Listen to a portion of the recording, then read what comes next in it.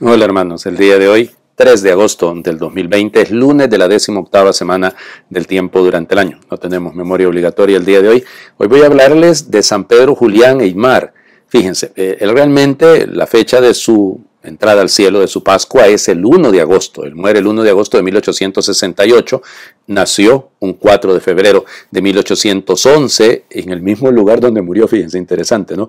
Porque en Lemur, en Grenoble, ahí en Francia, él nació ahí, de una familia muy sencilla, muy pobre, pero con una devoción increíble a la Eucaristía. Fue su mamá la que le inculcó el amor a la Eucaristía. De hecho, cuentan que su hermana Mariana se lo encontró en una ocasión allá junto al tabernáculo, pero con el oído puesto, allá como que ustedes imaginan, allá está el Santísimo, en la capilla del Santísimo, y él con el oído puesto sobre el tabernáculo. Y le dice, ¿qué estás haciendo? Le dice la hermana.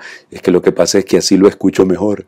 Qué lindo esto, ¿no? La sencillez de este muchachito cuando ya vive su experiencia de recibir por primera vez a Cristo Eucaristía. Eso le cambió la vida. Esa devoción que tenía venida de su mamá, pues va a crecer grandemente. Va a ser ordenado sacerdote a los 23 años y luego entra con los maristas. Fíjense, de hecho fue uno de los grandes colaboradores del padre Colán, que va a ser el fundador junto, piensen, evidentemente con Marcelino Champagnón, que van a ser los fundadores de los maristas. Pero en este caso él fue marista durante algún tiempo, pero él quería formar, miren, se le metió entre ceja y en algunos momentos también por alguna inspiración divina, que debía formarse una congregación o un grupo de personas dedicados a la reparación a Cristo Eucaristía.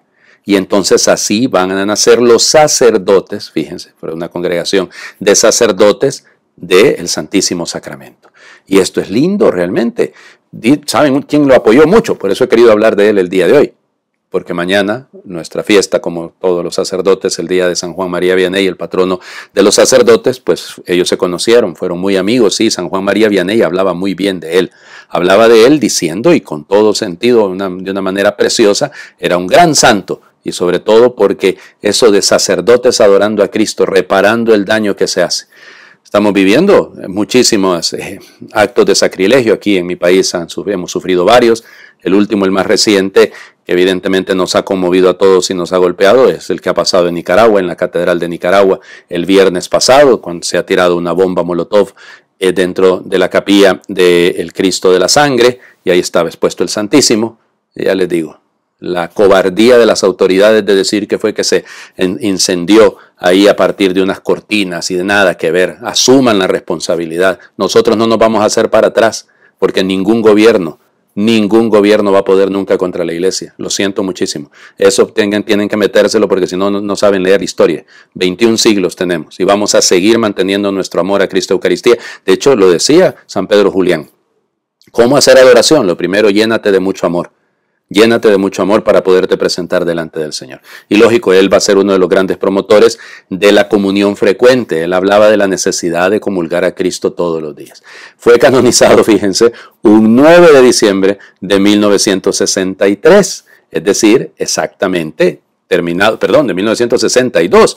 Cuando terminaba la primera sesión del Concilio Vaticano II. Bueno, vamos a las lecturas que hoy son un poquito largas y luego les voy a explicar algo sobre el Evangelio. Primera lectura está tomada de Jeremías capítulo 28, versículos del 1 al 17.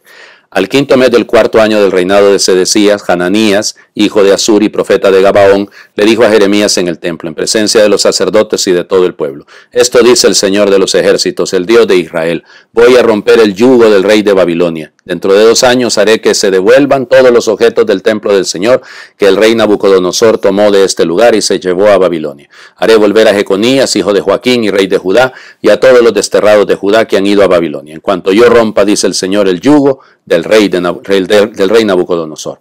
Entonces el profeta Jeremías le respondió a Hananías en presencia de los sacerdotes y de todo el pueblo que estaba en el templo del Señor: amén. Que así lo haga el Señor, que el Señor confirme lo que has predicho y haga retornar de Babilonia a este lugar los objetos del templo del Señor y a todos los desterrados. Pero pon atención a lo que voy a decirte delante de todo el pueblo. Antes de mí y antes de ti siempre ha habido profetas que predijeron a muchos países y a grandes reinos la guerra, el hambre y la peste.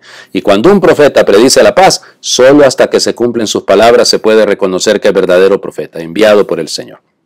Entonces Hananías tomó el yugo que traía Jeremías en el cuello, lo rompió y dijo delante de todo el pueblo: esto dice el Señor: así romperé el yugo de Nabucodonosor, rey de Babilonia, dentro de 2 años, y lo quitaré del cuello de todas las naciones. Jeremías se alejó de allí. Pero un tiempo después de que Hananías había roto el yugo del cuello del profeta Jeremías, el Señor le habló a este y le dijo: ve y dile a Hananías, esto dice el Señor, has roto un yugo de madera, pero yo lo sustituiré por uno de hierro, porque esto dice el Señor de los ejércitos, el Dios de Israel, he puesto en el cuello de todas estas naciones un yugo de hierro, para someterlas al servicio de Nabucodonosor, rey de Babilonia, y hasta las bestias del campo lo servirán. Y Jeremías añadió: escucha, Hananías, no te ha enviado el Señor, y tú has hecho que el pueblo crea en una mentira. Por eso el Señor te dice: yo te borraré de la superficie de la tierra. Este año morirás por haber incitado a la rebelión contra el Señor. Y el profeta Hananías murió aquel mismo año, en el mes 7. Palabra de Dios. Te alabamos, Señor. Bueno, miren, lo que está de antecedente de esto es que Jeremías, siguiendo aquello de los signos, ¿se acuerdan del cordón que fue a sepultar allá cerca del río Éufrates, o del barro del alfarero? Bueno, este es el tercer signo, no lo leemos, pero está antecito de esto, digamos. Jeremías, es que Jeremías se parece tanto a Jesús, dicen los expertos. Se puso un yugo de madera, el yugo que utilizan precisamente los bueyes, y anduvo ahí encorvado, caminando en medio del pueblo, y le dijo a la gente: así va a ser el yugo que les va a imponer el Señor por manos de Nabucodonosor. Y apareció este falso profeta, este Hananías, que es profeta de la corte. Yo no sé si pasará usted en sus países, pero en el mío pasa, que hay muchas veces, y se hacen llamar incluso hasta profetas y apóstoles, y entonces aparecen profetizando siempre lo que quieren escuchar los poderosos, siempre lo que quieren endulzarle el oído a los ricos. Ay, entonces claro, estos prometen bellezas y tanta cosa. Nada que ver. Hananías modernos, falsos profetas. El que dice la verdad y habla desde Dios no anda endulzando a nadie, sino que dice lo que es la verdad. Y eso es lo que cuesta. ¿Cómo distinguir un falso profeta? Porque todos hablan en el nombre del Señor. Y a mí el Señor me reveló ayer en la noche, yo tuve un sueño. Ay, Dios mío, estas ridiculeces no van por ninguna parte. Y se los digo, es que pasa. Y hay tanta gente, así como en el caso de Jeremías, que tiene que decirle: Hananías, no has hablado en el nombre de Dios. Eres un falso. Estás diciendo cosas, claro, cuando un profeta predica la paz, profetiza la paz hasta que no se cumple, dice Jeremías. Y tanto falso profeta. ¿Y qué es esto, no? Hay algunos que les encanta hablar en el nombre de Dios para llenarse la propia billetera. Y entonces se ligan al poder de cualquier manera, poder político, poder económico, lo que sea, para su propio beneficio. Eso no es profetismo, eso es un profeta falso. Y hay que tenerles muchísimo cuidado porque son muy, pero muy dañinos. Bueno, como ya he hablado demasiado, me voy de un solo al Evangelio. Aquí les aclaro. Hoy correspondería leer el Evangelio que escuchamos ayer. Entonces, en el ciclo A, que es el ciclo que estamos celebrando, que estamos viviendo este año, entonces no se lee el mismo Evangelio de ayer del capítulo 14, ¿se acuerdan? Del versículo 13 en adelante. No. Sino que vamos a tomar el texto del Evangelio que se leería precisamente mañana martes, y mañana martes leeremos otro. Eso es la propuesta que se hace. Entonces no se extrañen, por favor. Algunos dirán: padre, pero fíjese que yo escuché el Evangelio de Mateo, ese que usted dice que lo leímos 2 veces. Es un error, Está en el misal, está puesto, en el leccionario está puesto que se debe utilizar el del martes, y el martes se utiliza un alternativo. Entonces, ¿qué leemos? Mateo capítulo 14, versículos del 22 al 36. En aquel tiempo, inmediatamente después de la multiplicación de los panes, Jesús hizo que sus discípulos subieran a la barca y se dirigieran a la otra orilla, mientras él despedía a la gente. Después de despedirla, subió al monte a solas para orar. Llegada la noche, estaba él solo allí. Entre tanto, la barca iba ya muy lejos de la costa y las olas la sacudían porque el viento era contrario. A la madrugada Jesús fue hacia ellos caminando sobre el agua. Los discípulos, al verlo andar sobre el agua, se espantaron y decían: ¡es un fantasma! Y daban gritos de terror. Pero Jesús les dijo enseguida: tranquilícense, no teman, soy yo. Entonces le dijo Pedro: Señor, si eres tú, mándame ir a ti caminando sobre el agua. Jesús le contestó: ven. Pedro bajó de la barca y comenzó a caminar sobre el agua hacia Jesús. Pero al sentir la fuerza del viento le entró miedo, comenzó a hundirse y gritó: ¡sálvame, Señor! Inmediatamente Jesús le tendió la mano, lo sostuvo y le dijo: hombre de poca fe, ¿por qué dudaste? En cuanto subieron a la barca, el viento se calmó. Los que estaban en la barca se postraron ante Jesús diciendo: verdaderamente tú eres el Hijo de Dios. Terminada la travesía, llegaron a Genezaret. Apenas lo reconocieron los habitantes de aquel lugar, pregonaron la noticia por toda la región y le trajeron a todos los enfermos. Le pedían que los dejara tocar siquiera el borde de su manto. Y cuantos lo tocaron quedaron curados. Palabra del Señor. Gloria a ti, Señor Jesús. Muy bien. 3 cosas con respecto a este evangelio. Termina la multiplicación de los panes. Jesús se queda ¿cómo? Orando. Orando. Después de los grandes momentos. Hay algunos que oramos mucho. Yo he orado muchísimo cuando estaba enfermo. Ustedes no tienen idea del montón de oración que hice. No. O sea, es que no es en el momento solamente de la necesidad. La oración es una actitud permanente. O sea, la oración debe ser algo como la respiración del alma, como diría Santa Teresa de Ávila. Entonces, por lo tanto, quedémonos con esta idea. Cuidado, Jesús ora en todo momento. Largos ratos, solo con el Señor, solo con su Padre. A ver si tenemos estos momentos. Ay, Padre Viera, ahorita en esta casa con tanta gente que hay es bien difícil. Siempre uno tiene tiempo para lo que ama. Y si no hay tiempo para la oración, significa que no hay amor. Segundo elemento.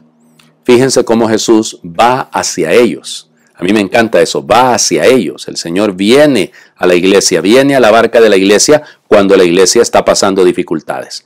Pedro, de valiente, dice, Señor, si eres tú, lo está retando. Fíjense, en el fondo es un reto. Probame que eres tú. ¿Realmente sos? Bueno, entonces demostrámelo. ¿Cuántas veces le pedimos pruebas al Señor? Le pedimos que nos demuestre que nos ama, que nos manifieste. Si tanto nos amas, tanto amas al mundo, acaba con esta pandemia. ¿Por qué voy a torcerle el brazo al Señor? Y Jesús se deja llevar, Le dice a Pedro, ven. Y comenzó a caminar, Eso es la verdad, comenzó a caminar.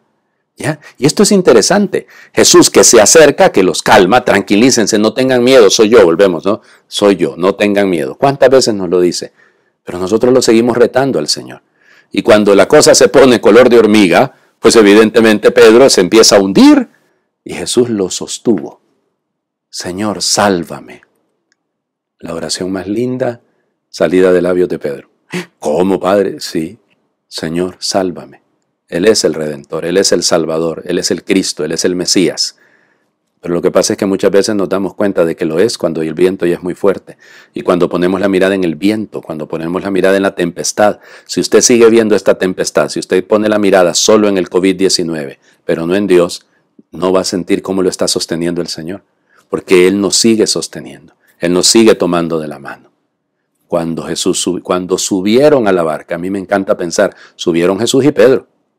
O sea, sin Pedro y Jesús, la barca no es la iglesia. Sin el Papa y sin Jesús, evidentemente, no es la iglesia. Ahí se calman las cosas. Nunca perdamos de vista la devoción al Santo Padre, que evidentemente no es nada en comparación a la adoración que hicieron los discípulos. Se postraron, adoraron al Señor. Adoración a Cristo, devoción a la iglesia regida, guiada por Pedro y sus sucesores, es la clave. Les invito a hacer una oración que es atribuida a San Pedro Julián Aymar, que es para reparar. Estoy pensando en Nicaragua en este momento cuando escogí esta oración, pero pienso en tantos otros lugares del mundo donde se han cometido sacrilegios últimamente. Adore y visite a Jesús abandonado y desamparado por los hombres en su sacramento de amor. El hombre tiene miedo para todo, a excepción de las visitas a su Señor y Dios, que está esperando y anhelando en el Santísimo Sacramento. Las calles y lugares de entretenimiento están llenas de gente. La casa de Dios está desierta. Los hombres huyen de ella, tienen miedo de ella. Ah, pobre Jesús, ¿esperabas tanta indiferencia de los que has redimido, de parte de tus amigos, de tus hijos, de mi parte? Simpatice con Jesús que se entregó en su sacramento de amor, mucho más ignominiosamente insultado, escarnecido y crucificado que en el huerto de los olivos en Jerusalén y en el Calvario. Aquellos a quienes Él tiene el más honrado, amado y enriquecido con sus dones y gracias, son los mismos que le ofenden más por su indiferencia. Presente con esta intención todo lo que ha sufrido durante el día o la semana y ofrézcala para que Jesús sea amado y adorado por todos.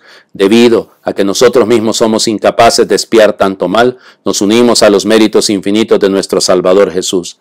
Reciba su sangre divina a medida que fluye místicamente de sus santas llagas y ofrézcala al Padre en perfecta expiación por los pecados del mundo. Tome sus sufrimientos y su oración en la cruz y pida al Padre Celestial perdón y misericordia para todos.